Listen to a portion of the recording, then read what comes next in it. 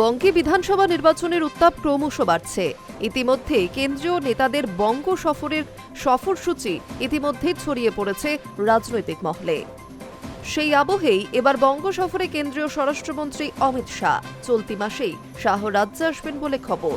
মায়াপুরের ইসকন মন্দিরে তার ঠাসা কর্মসূচি রয়েছে বলে প্রাথমিক সূত্রে খবর।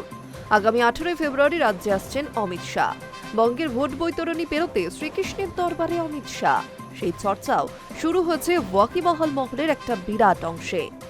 এবারের বিধানসভা নির্বাচনে বাংলাকে কার্যত পাখির চোখ করেছে গেরুয়া শিবির। জয়ের জন্য মরিয়া হয়ে উঠেছেন নেতৃত্ব।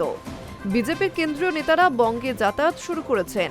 প্রধানমন্ত্রী নরেন্দ্র মোদী স্বয়ং উত্তরবঙ্গ ও দক্ষিণবঙ্গে সভা করে গিয়েছেন। দিন কয়েক আগে দলীয় কর্মসূচিতে বঙ্গে এসে ব্যারাকপুর ও শিলিগুড়িতে দুটি সভা করেছেন অমিত শাহ। বিজেপির অন্দরে ফের চর্চা হচ্ছিল, বঙ্গে এসে এবার ইসকনের মন্দির যাবেন অমিত শাহ।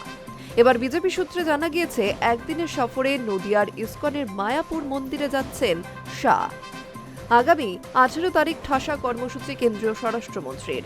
মায়াপুরের ইসকনের শ্রীল ভক্তি সিদ্ধান্ত সরস্বতী ঠাকুরের 152তম জন্ম উৎসবে যোগ দেবেন তিনি। ওই দিন কেমন কর্মসূচি থাকছে শাহের? প্রাথমিকভাবে জানানো হয়েছে ওই দিন দুপুর 2টো নাগাদ কলকাতা বিমানবন্দরে নামবেন কেন্দ্রীয় স্বরাষ্ট্রমন্ত্রী। সেখান থেকে সেনাবাহিনীর কপ্টারে তিনি পৌঁছে যাবেন মায়াপুরে। অস্থায়ী হেলিপ্যাড গ্রাউন্ডে অবতরণ করবে কপ্টার। হেলিপ্যাড গ্রাউন্ড থেকে সড়ক পথে গাড়িতে প্রথমে ইসকনের শঙ্খ ভবনে যাবেন তিনি। এরপর পৌঁছবেন ইসকনের পদ্ম ভবনে। সেখানেই তিনি সাধু সন্তদের সঙ্গে একটি বিশেষ বৈঠক করতে পারেন, সেই কথাই শোনা যাচ্ছে।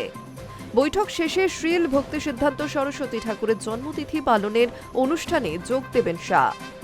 মন্দিরে কৃষ্ণের আরতিও করতে পারেন অমিত শাহ, সেই কথাও শোনা যাচ্ছে। মার্চের শুরুতেই দোল, আর সেই উপলক্ষে মায়াপুরে ভক্ত সমাগম শুরু হয়েছে। দেশ ও বিদেশের প্রান্ত থেকেও মানুষজন মায়াপুর যাচ্ছেন। সেই আবহে অমিত শাহর ইসকনের মন্দিরে যাওয়া যথেষ্ট ইঙ্গিতপূর্ণ, এমনই মনে করছে রাজনৈতিক মহলের একটা বিরাট অংশ। কেন্দ্রীয় স্বরাষ্ট্রমন্ত্রীর মায়াপুর সফর ঘিরে শুরু হচ্ছে নদিয়া জেলা প্রশাসন ও পুলিশের তৎপরতাও। মন্দির চত্বরেও নিরাপত্তা বাড়ানো হবে বলে খবর। প্রশাসনিক কর্তারাও বিভিন্ন এলাকা পরিদর্শন করছেন। Hi news network.